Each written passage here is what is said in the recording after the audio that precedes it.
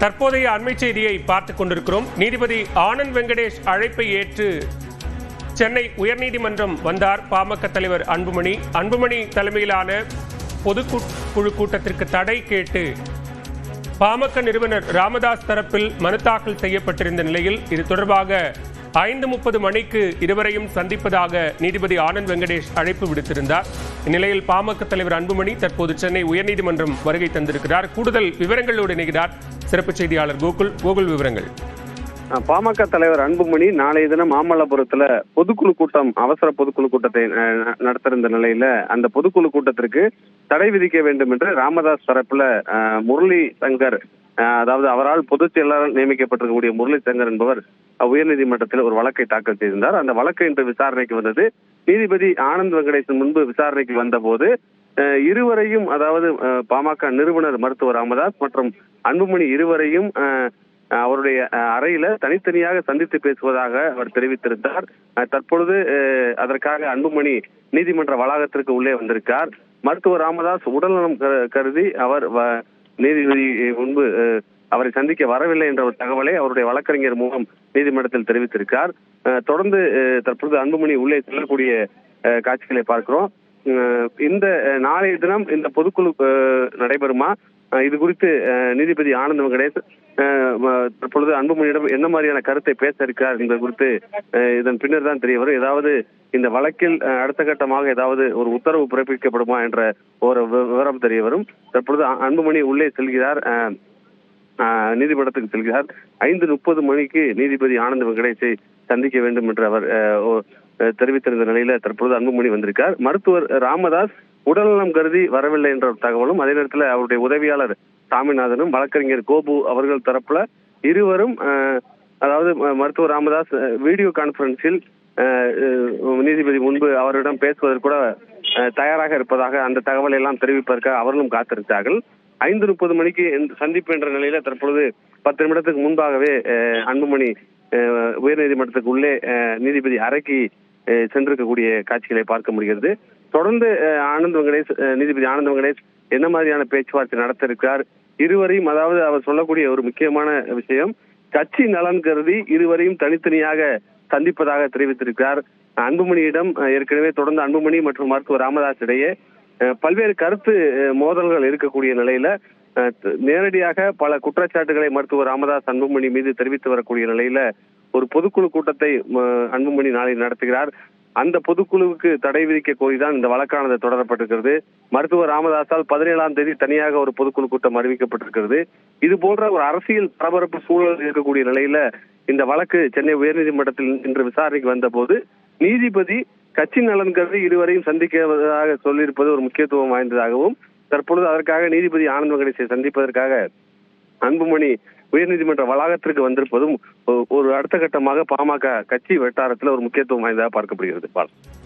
கோகுல், அதே நேரத்தில் பாமக நிறுவனர் ராமதாஸ் தரப்பில் கொடுக்கப்பட்டிருக்கக்கூடிய கடிதத்தில் என்ன கூறப்பட்டிருக்கிறது? ஒருவேளை அடுத்த சில நாட்களிலேயோ அல்லது வேற தருணங்களிலேயோ ராமதாஸ் அவர்களும் நீதிபதி ஆனந்த் வெங்கடேஷை சந்திப்பதற்கான வாய்ப்புகள் இருக்கா?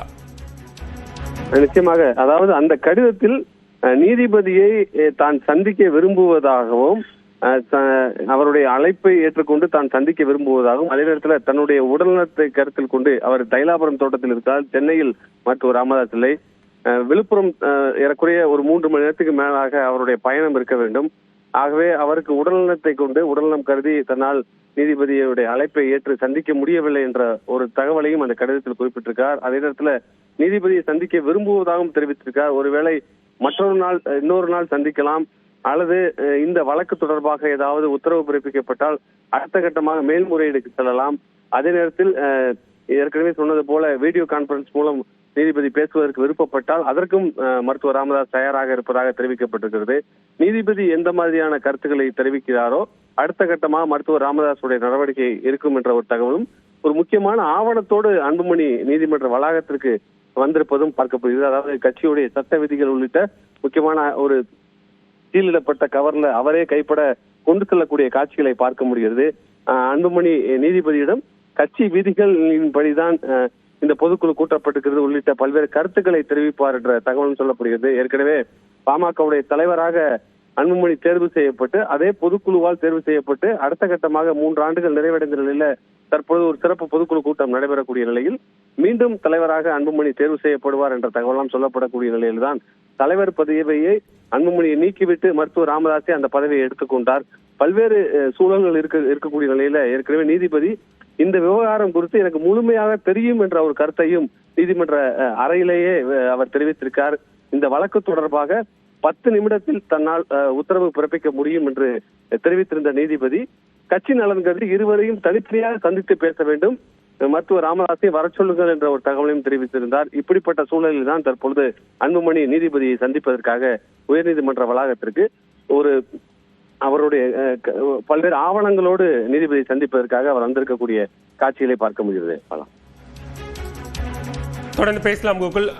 மிக முக்கியமாக பாமகவினுடைய பொதுக்குழுவை பாமக தலைவர் அன்புமணி நாளை கூட்டியிருக்கக்கூடிய நிலையில் அந்த பொதுக்குழு கூட்டம் அதிகாரப்பூர்வமானது அல்ல என பாமக நிறுவனர் ராமதாஸ் தரப்பில் மனு தாக்கல் செய்யப்பட்டிருந்தது. இந்த மனு மீதான விசாரணை சென்னை உயர்நீதிமன்றத்தில் நீதிபதி ஆனந்த் வெங்கடேஷ் முன்னிலையில் நடைபெற்ற நிலையில் பாமக நிறுவனர் ராமதாஸ் மற்றும் தலைவர் அன்புமணி ராமதாஸ் இருவரையும் தான் தனித்தனியாக சந்தித்து பேச இருப்பதாக கூறியிருந்தார். இந்நிலையில் இன்று மாலை 5:30 மணிக்கு அதற்கான அழைப்பையும் விடுத்திருந்த நிலையில் தற்போது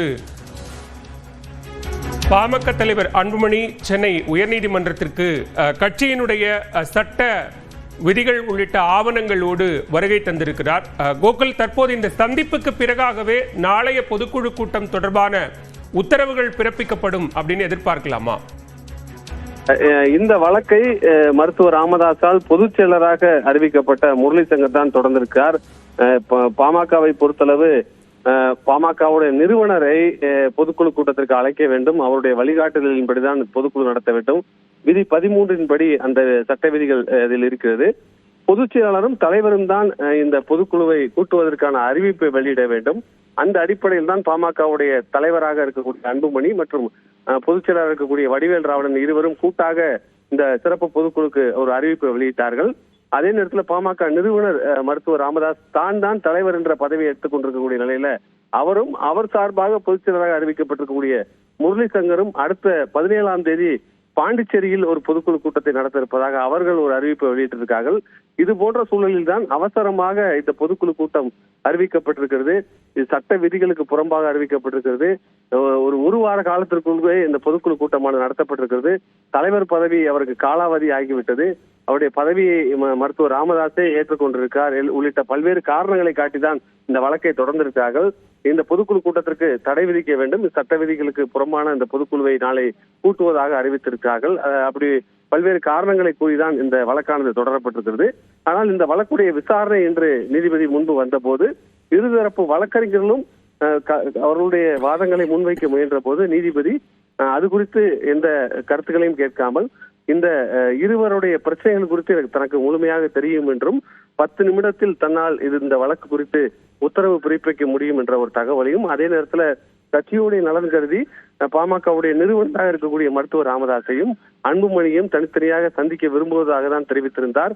அந்த அடிப்படையில் தான் தற்பொழுது அன்புமணி சந்திக்க வந்திருக்கார். அதே நேரத்தில் காணொலி காட்சி வாயிலாக மருத்துவர் ராமதாஸ் ஆஜராவதாக அவர் தரப்புடைய அதாவது உதவியாளராக இருக்கக்கூடிய சாமிநாதனும் வழக்கறிஞரும் தெரிவித்த நிலையில அதையும் நீதிபதி ஏற்றுக்கொண்டிருப்பதாக தற்போதைய தகவலாக இருக்கிறது. ஆகவே அன்புமணியை நேரிலும் சந்தித்த பின்னர் அவர் கூறக்கூடிய கருத்துக்களையும் அதன் பின்னர் மருத்துவர் ராமதாஸ் ஒருவேளை வீடியோ கான்பரன்ஸ் மூலமாக நீதிபதி முன்பு அவர் நீதிபதி காணொலி காட்சி வேலை சந்தித்தால் அப்பொழுது அவர் தெரிவிக்கக்கூடிய கருத்துக்களின் தொடர்ந்து இணைப்பில் இருங்க, நம்ம பேசலாம். தற்போது உயர்நீதிமன்ற வளாகத்திலிருந்து நேரலையில் இணைகிறார் சிறப்பு செய்தியாளர் சுபாஷ். தற்போது இந்த சந்திப்பு தொடங்கிவிட்டதா? எவ்வளவு நேரம் இந்த சந்திப்பு நீடிப்பதற்கான வாய்ப்புகள் இருக்கிறது?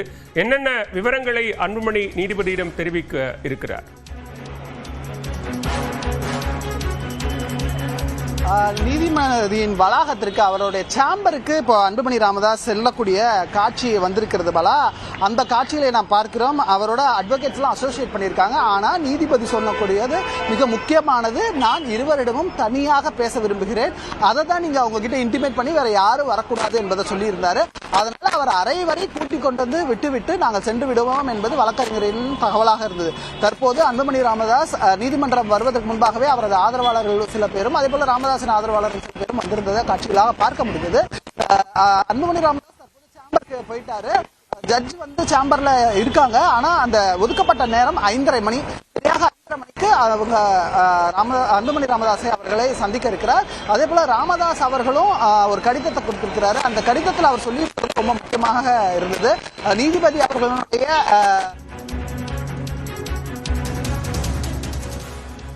தொடர்ந்து பேசலாம்.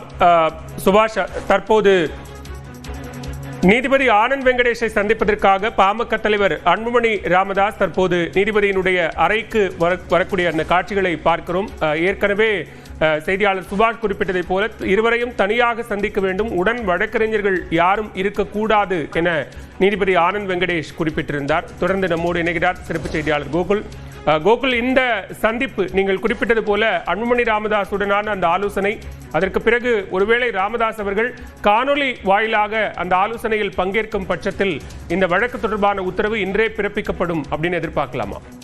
நிச்சயமாக நாளை நடைபெறக்கூடிய இந்த பொதுக்குழுவிற்கு தடை கோரிதான் இந்த வழக்கானது தொடரப்பட்டிருக்கிறது. ஒருவேளை ஏதாவது ஒரு இடைக்கால உத்தரவு பிறப்பிக்கப்படலாம். அன்புமணி மற்றும் மருத்துவர் ராமதாஸுடைய கருத்துக்களை தனித்தனியாக நீதிபதி கேட்ட பின்னர் இந்த வழக்கில் ஏதாவது ஒரு முடிவு எடுக்கப்படலாம் என்ற ஒரு தகவலும், ஏதாவது ஒரு இடைக்கால உத்தரவு பிறப்பிக்கப்படலாம் என்ற ஒரு தகவலும் சொல்லப்படுகிறது. அதே நேரத்தில் தற்பொழுது அன்புமணி செய்தியாளர்களை, அதாவது நீதிமன்ற வளாகத்திற்கு உள்ளே செல்லும் போது 1000 மக்கள் பிரச்சனை இருக்கும் போது எங்கள் பிரச்சனைக்கு ஏன் முக்கியத்துவம் கொடுக்கிறீர்கள் என்ற ஒரு கருத்தையும் அன்புமணி செய்தியாளர் முன்பு பேசியவாறே உள்ளே சென்றிருக்கார். தொடர்ந்து உட்கட்சி பிரச்சனை தொடர்பாக பல்வேறு செய்திகள், கருத்துக்கள் எல்லாம், கருத்து மோதல் எல்லாம் நடைபெறக்கூடிய நிலையில தன்னுடைய ஆதங்கமாக இந்த கருத்தையும் அன்புமணி தெரிவித்துவிட்டு நீதிபதி சந்திக்க சென்றிருக்கார். நீதிபதி அறையில தனியாக அன்புமணி வழக்கறிஞர் இல்லாமல் நீதிபதி முன்பு அவர் நீதிபதி சந்திக்க இருக்கிறார். அதற்காக பாமகவுடைய சட்ட விதிகள் அடங்கிய ஆவணங்களை எல்லாம் அவர் எடுத்து சென்றிருக்கக்கூடிய காட்சிகள்ல கையில் எடுத்து சென்றிருக்கார். தொடர்ந்து அன்புமணி தெரிவிக்கக்கூடிய கருத்துக்களின் அடிப்படையில அடுத்த கட்டமாக மருத்துவர் ராமதாஸ் காணொலி காட்சி வாயிலாக ஆஜரானால் அவரிடமும் நீதிபதி ஆனந்த் வெங்கடேசன் பேசுவதற்கான வாய்ப்பு இருக்கிறது. இருவரும் தெரிவிக்கக்கூடிய கருத்துக்களின் அடிப்படையில் அடுத்த கட்டமாக வழக்கறிஞருடைய வாதங்களின் அடிப்படையிலும் ஏதாவது உத்தரவு பிறப்பிக்கப்படலாம் என்ற ஒரு எதிர்பார்ப்பும் நிலவுகிறது. ஏற்கனவே மருத்துவர் ராமதாஸ் தரப்புல அவருடைய உதவியாளர் சாமிநாதனும் அதே போல அவருடைய வழக்கறிஞர்களும் நீதிபதி அறைக்கு வெளியே காத்திருக்கக்கூடிய காட்சிகளையும் பார்க்க முடிகிறது. அவர்கள்தான் அந்த கடிதத்தை நீதிபதியிடம் வழங்கியிருக்கார்கள். குறிப்பாக நீதிபதியை சந்திக்க தான் விரும்புவதாகவும் அதே நேரத்தில் தன்னுடைய உடல்நலம் கருதி தன்னால் வர முடியவில்லை என்ற ஒரு தகவலையும் அந்த கடிதத்துல மருத்துவர் ராமதாஸ் தெரிவித்திருக்கார். தொடர்ந்து காணொலி காட்சி வாயிலாக மருத்துவர் ராமதாஸ் தன்னை சந்திக்க விரும்பினால் அதற்கு தானும் தயாராக இருப்பதாக நீதிபதி தெரிவித்திருப்பதாகவும் கருத்துக்கள் வெளியே தகவல் சொல்லப்படுகிறது. அது போன்ற ஒரு சூழல் ஏற்பட்டால் இருவருடைய கருத்துக்களின் அடிப்படையில இந்த வழக்குடைய விசாரணையும் ஏதாவது ஒரு உத்தரவு பிறப்பிக்கப்படலாம் என்ற ஒரு தகவலும் சொல்லப்படுகிறது. கோகுல், தொடர்ந்து பேசலாம். தற்போது நீதிபதி ஆனந்த் வெங்கடேஷ் அழைப்பை ஏற்று பாமக தலைவர் அன்புமணி சென்னை உயர்நீதிமன்றத்திற்கு வருகை தந்திருக்கிறார். இன்னும் சில நிமிடங்களில் அந்த சந்திப்பு என்பது நடக்க இருக்கிறது. இது தொடர்பான செய்திகளை தொடர்ந்து பார்க்க இருக்கிறோம் ஒரு சிறிய இடைவேளைக்கு பிறகு.